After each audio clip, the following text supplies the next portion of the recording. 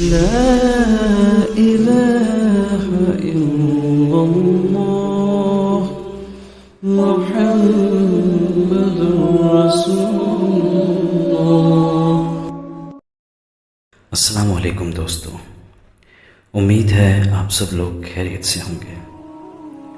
دوستو، جو آپ نے ٹائٹل میں دیکھا، یہ ایک ایسا سوال ہے جو آج کے دور کا سب سے مشکل سوال بن گیا ہے، اور سب سے انٹرسٹنگ بات یہ ہے کہ دنیا میں موسٹلی مسلمز اس سوال کا ایک پراپر جسٹیفائڈ آنسر چاہتے ہیں، کیونکہ جب ایک مسلمان چھوٹا ہوتا ہے، بچہ ہوتا ہے، تو تب اس کو اس بات کا پتہ نہیں ہوتا، لیکن جیسے ہی وہ بڑا ہوتا ہے تو یہ کویسچن کہیں نہ کہیں اسے ٹریگر کرتا ہے۔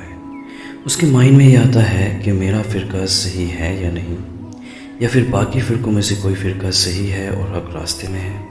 اور جب بھی وہ یہ جاننے کی کوشش کرتا ہے تو اس کو ایک ہی جواب ملتا ہے، وہ یہ کہ ہر فرقہ اپنے آپ کو صحیح بتاتا ہے۔ سیم میرے ساتھ بھی ہوا، اور آج میں اس ویڈیو میں آپ کے ساتھ صرف ایک حدیث شیئر کروں گا اور ڈسکس کروں گا، اور پھر مجھے امید ہے کہ آپ کو اس بات سے بہت کلیئرٹی ملے گی۔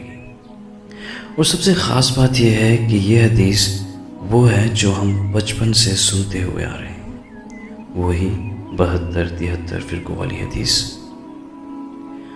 اور ایک اور بات وہ یہ کہ جس طرح سے ہم اکثر اس حدیث کا ذکر کرتے ہیں اور سمجھتے ہیں، تو ہم یہی سوچتے ہیں کہ جب نبی علیہ السلام نے فرما دیا ہے تو فرقے تو بنیں گے ہی، لیکن اصل بات تو یہ ہے کہ نبی علیہ السلام نے یہ اس لیے فرمایا تاکہ امت آگاہ ہو جائے اور سمجھ جائے کہ ایسی سچویشنز میں ہمیں کیا کرنا ہے۔ پہلے ہم حدیث پڑھتے ہیں اور پھر ہم آگے بات کریں گے۔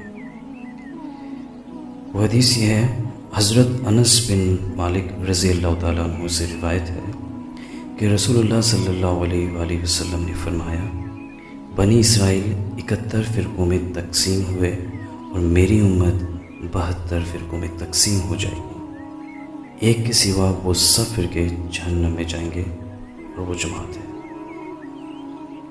یہ میں نے ایگزیکٹ ورڈز پڑھے ہیں اور حدیث نمبر آپ کو شیئر بھی کر دیا ہے، آپ خود بھی کبھی بھی اس حدیث کو پڑھ سکتے ہیں۔ اس کے علاوہ اور اس حدیث کے کئی طریق ہیں اور الگ الگ سندوں سے بیان ہوئی ہے، لیکن یہ میں نے وہ ڈسکس کری ہے جو صحیح ہے اور اس میں کسی کا کوئی اختلاف نہیں ہے۔ باقی بہت زیادہ ڈیپلی علم کی بات نہ کر کے ہم اس حدیث سے جانتے ہیں کہ ہمارے لیے کیا گائیڈنس ہے اس حدیث میں۔ تو جیسا کہ نبی علیہ السلام نے اس حدیث میں فرمایا کہ 72 فرقے ہوں گے اور سب جہنمی ہوں گے سوائے ایک کے۔ تو پہلی بات تو یہ جو ہم اکثر اس حدیث کے بعد بولتے ہیں کہ نبی علیہ السلام نے فرما دیا ہے تو فرقے تو بنیں گی ہی، تو نبی علیہ السلام نے جو اس حدیث میں فرمایا وہ ہمیں آگاہ کیا، وارن کیا ہے کہ ہمیں اس سے بچنا ہے، کیونکہ سب جہنمی ہوں گے سوائے ایک کے۔ اور جب ایک صحیح راستے میں ہوگا تو ہم اس بات پر غور کیوں نہیں کرتے؟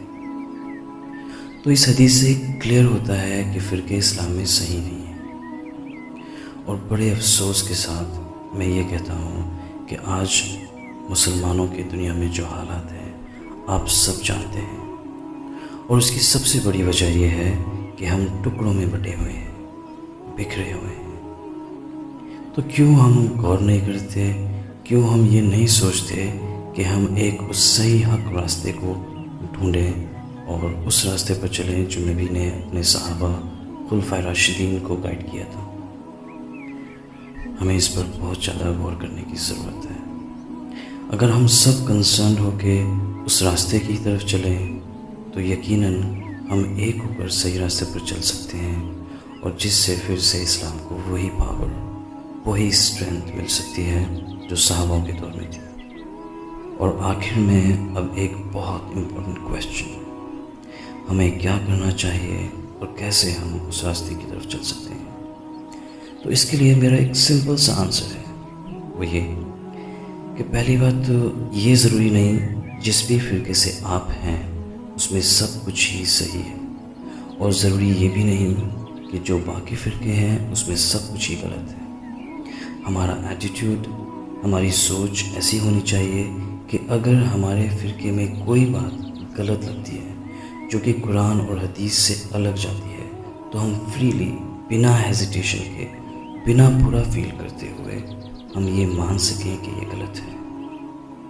اور سیم اس طرح اگر ہمارے فرقے سے علاوہ دوسرے فرقے کی کوئی بات جو اچھی ہو، قرآن حدیث کے اکارڈنگ صحیح ہے، تو ہم ایسے ہوں کہ ہم اس فرقے کی اس بات کی تعریف کریں بنا ہیزیٹیشن، نہ ہی برا فیل کرتے ہوئے۔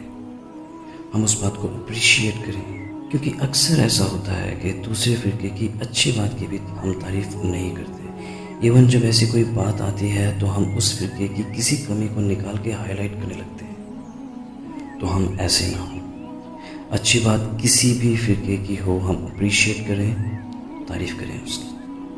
مجھے امید ہے یہ ایک بہت اچھی شروعات ہوگی امت کے ایک ہونے کے لیے۔ اللہ مجھے بھی، آپ کو بھی، ہم سب کو ہدایت دے اور ہمیں ایک ہو کر صحیح راستے پر چلنے والا بنائے۔ آمین۔